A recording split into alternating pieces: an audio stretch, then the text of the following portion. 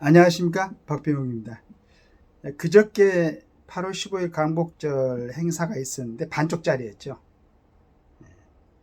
독립기념관 관장을 갖다가 임명을 했는데 그게 뭐 류라이트다 막 이렇게 이러한 그 핑계를 대면서 이종찬 광복회장, 그 다음에 이제 야당들 뭐 이제 좋은 구실이었죠. 뭐 그걸 핑계로 참석하지 않았었는데, 또 어떤 신문에 보니까 정부에서 그 주도로 행사했던 부분은 저는 어둡게 나와가지고 저게 무슨 사진인가 했는데, 또 거기에 참석하는 사람들이 태극기를 거의 들고 있지 않은 모습처럼 보였어요.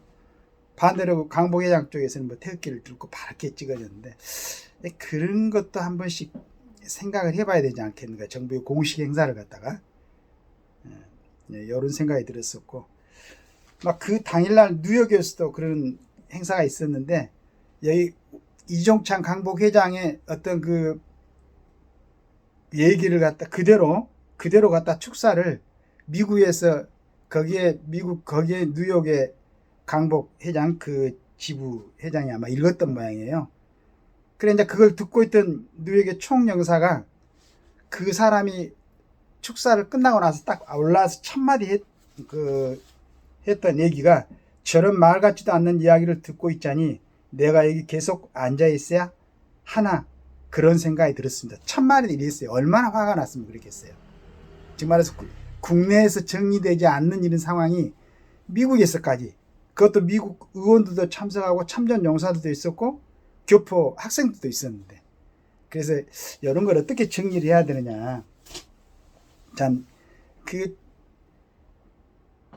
욕심들이, 저는 그런 연세 드신 분들이 왜 그 자리에 앉아 있는가 그것도 궁금하고, 뭘 생각하고 저 자리에 앉아 있는가, 뭐 때문에 독립관장의 임명을 갖다 그토록 그냥 반대를 하고, 그걸 또 지금 정부에 반대하는 세력들이 규합해 가지고 같이 공격을 하고 있는가, 이런 생각이 들었습니다.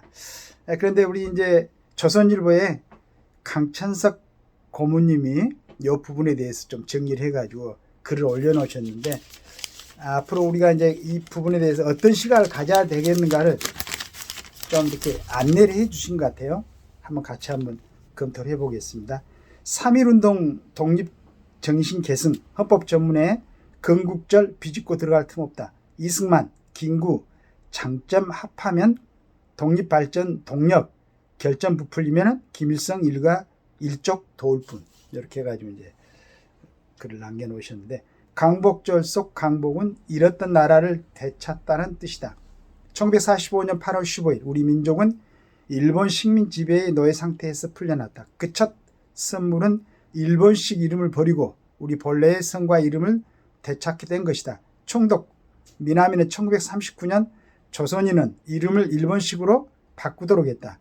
이름을 고치지 않으면 자녀의 학교 진학, 취직은 물론 생필품 배급 중단과 우편물까지 배달하지 못하게 했다.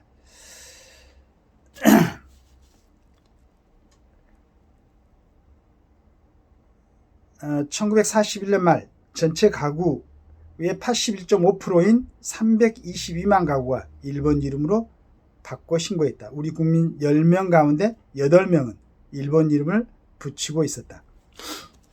8월 15일 해방의 날이자 우리가 근대적 헌법과 국민 영토 주권을 가진 온전한 독립국가 됐음을 세계에 선포한 날이기도 하다. 8월 15일은 1948년 5월 10일 나라의 기본 틀인 헌법을 만들 대표를 선출하기 위한 재헌의원 선거가 실시했다. 21세 이상 유권자 813만 명 중 784만 명이 투표소에 나갔다. 198명이 뽑힌 이 선거에서 제주도 3개 선거구 가운데 2곳은 남노당의 폭력 방해로 투표가 이루어지지 못했다. 그때도 남한만에 이제 이런 선거를 굉장히 북한에서는 방해하려고 했었죠. 5월 31일 개원한 재헌국회는 이승만을 국회의장으로 선출했다. 이승만은 개회사에서 김인현의 결사 혈투한 정신을 본받아. 이 김인현 결사, 이 얘기는 김이 3.1운동을 얘기하는 겁니다.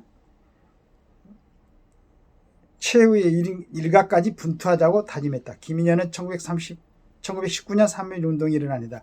재헌국회는 개원 다음날 헌법기초위원회를 꾸려 헌법초안 작성에 매달렸다. 기초위원회는 재헌 의원 30명과 유진호, 훗날 고려대 총장을 비롯한 10명의 전문가로 구성됐다.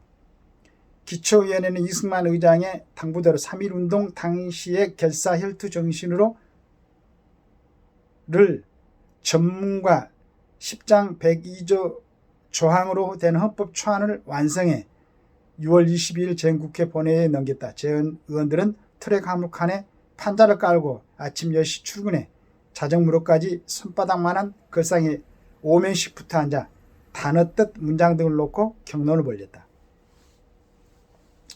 이런 사이 동유럽 자유합작정부는 동유럽에서도 이제 자유합작정부라는 것은 그때 스탈린 어떤 그쪽에 압력이나 권유를 받는 좌우합작이라는 것은 공산당, 이제 민주당 이렇게 해가지고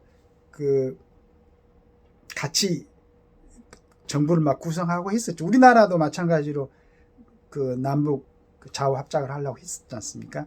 우리 김구 선생이 그러려고 이제 북한에 가서 김일성을 만나고 이제 그런 과정이 있었었는데, 스탈린 실행에 따른 쿠데타로 낙엽 떨어지듯 무너졌고 중국 대륙에서는 쫓기던 마오쩌둥 목대통입니다. 거꾸로 장개석 정부를 벼랑으로 몰아붙이고 있었다. 나라하는 남로당은 도시폭동, 군사반란, 산악 게릴라 활동을 강화해 정부 없는 나라를 뒤흔들었다. 이런 뇌의 정세 속에서 헌법 만들기는 시간과의 싸움이었다. 재헌의회는 헌법심의는 먼저 각 조항을 다루고 머리말인 헌법 전문을 맨 나중에 심의하는 역순을 밟았다. 나라의 이름 꼭 국호조차 정해지지 않았기 때문이다. 재헌국회의원 발언을 옮겨 적은 속기력을 토대로 한 헌법적 순간, 저자 박혁은 잠깐만 훑어도 재헌의원들의 애국심에 절로 고개를 숙이게 된다. 헌법 속 한 조항 한 단어도 소홀히 넘기지 않고 맹렬한 토론을 벌였다. 대한민국, 고려, 조선, 세안 등 여러 국호 후보가 한데 대한민국을 선택한 과정도 진통의 연속이었다. 엊그제 강복절 경축 행사가 정부 수립 이래 처음으로 정부 주관 행사와 강복회 야당 행사로 두 조각 난 배경은 헌법 전문과 직접 관련이 있다. 재헌의회가 헌법 전문을 심의할 때 이승만 의장은 사회를 신익희 부회장에게 맡기고 의석에 앉아 있었다. 이 의장은 손을 들고 신 부회장에게 발언권을 신청하자 의석이 조용해지면서 모두가 그를 지켜봤다. 이승만의 역사적 발언은 이랬다. 헌법 전문에 우리 대한민국은 김인현 3월 1일 혁명의 결과예요. 우리가 보통 3.1 운동이라고 하는데 이승만 대통령이 혁명이라고 표현했습니다. 김인현 3월 1일 혁명에 걸기하여 처음으로 대한민국 정부를 세계에 선포하였으므로 그 위대한 독립 정신을 계승하여 자주 독립의 조국을 재건하기로 함을 넣었으면 합니다. 우리 앞길이 무엇인지 그리고 3.1 혁명을 역사에 남기기에 헌법 맨 꼭대기에 이 문구를 넣어야 합니다. 이승만 대통령의 발언입니다. 이 발언 가운데 3.1 혁명이 3.1 운동으로 바뀌어 이승만의 간절한 바람대로 여러 차례 헌법 개정에도 불구하고 여전히 헌법 맨 꼭대기를 지키고 있다. 이승만의 발언 어느 틈새 외석풍의 건국절 발상이 비집고 들어갈 수 있겠는가? 정말 그런 세력이 있다면 헛꿈을 깨야 하고 있지도 않는 헛것을 보고 소설하쳤다면 찬물의 얼굴을 담글 일이다. 독립운동사에서 이승만과 김구는 서로 상대배경한 게 없는 것을 갖췄던 거인이다. 이승만은 세계 정세를 굽어보는 통찰력으로 독립운동과 독립의 대한민국의 번영의 길로 선도했다. 김구는 독립운동 과정에서 꾸준히하는 허드렛 일을 마다하지 않고 독립정신의 촛불을 깨뜨리지 않고 지켜냈다. 양쪽 모두 결점도 있는 인간이었다. 장점을 합하면 나라의 보물이다. 반대로 결점을 부피려면 북한 동포를 노예로 부리는 김일성 일족에게 이득이 될 뿐이다. 이렇게 정리를 했습니다. 우리는 어렸을 때 이승만 대통령이다 김구 선생의 어떤 위대함을 배우고 자랐었죠. 김구 선생이 어디로 갈 때 그 배 안에서 일본인 중인가요? 발로 이제 차서 떨어뜨리고 그 다음에 우리 국민들 속 시원하게 하는 그 중국에서 뭐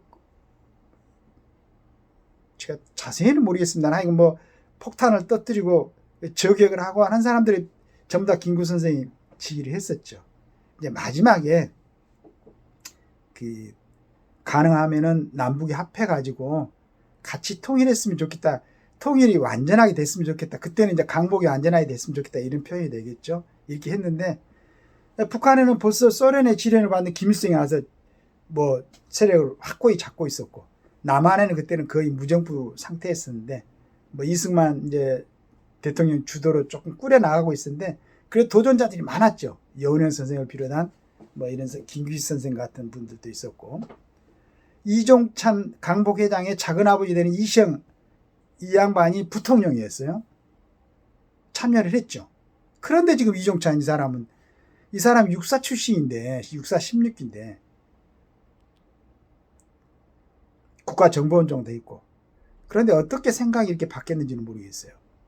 하여간 이 정도에서 이제 봉합을 하고 그러니까 봉합을 해야 되지 않겠습니까? 지금 어떻게 보면은 굉장히 혼란스러운 상황이죠.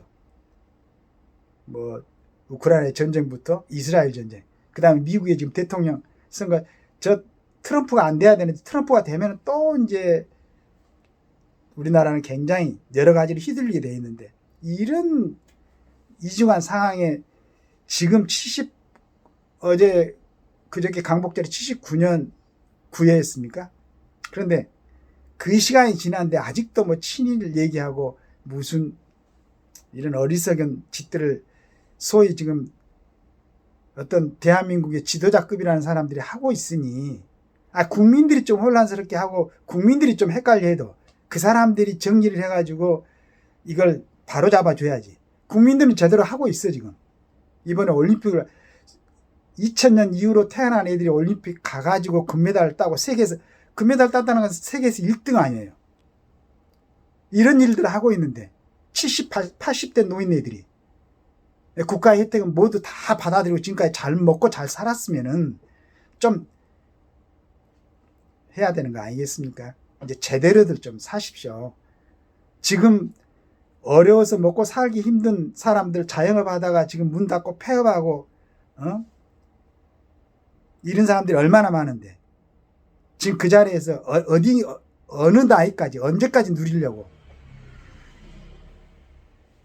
좀 국가를 갖다가 재정립시키고 정돈시키려고 노력한다면 나이가 무슨 소용이 있겠어요. 80이 되고 100이 돼도 소중한 말씀드리지. 그런데 국가를 분열시키고 균열시키는데 힘을 쓰고 있으니 이걸 어떻게 우리 후대들이 받아들여야 되는가 걱정이 됩니다. 노역을 버리고 그리고 어떤 분들 좀 뭐 안전이나 하지만 그래도 좀 괜찮았잖아요. 대통령 후보도 나오고 여러 가지로 그런 사람들이 다시 뭐 정치하겠다고 나서서 지금 하는 모습을 보면은 얼마나 국민들한테 그동안에 좋아했던 사람들이 얼마나 실망하겠어요. 그런 모습들 보이지 말고 전체적인 국가를 위해서 그리고 마침 이제 우리 윤석열 대통령이 통일 독트린을 갖다 발표했잖아요. 거기에 좀 협조해가지고 우리 후대들에게 통일된 조국을 물려줄 수 있는 그런데 그 좋은 머리들 좀 쓰기 바랍니다. 그 어떻게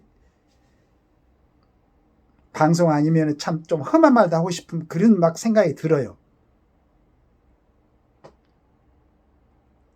어른답게 어른으로서 존중받고 존경받고 그런 시간을 가지시기를 바라겠습니다. 감사합니다.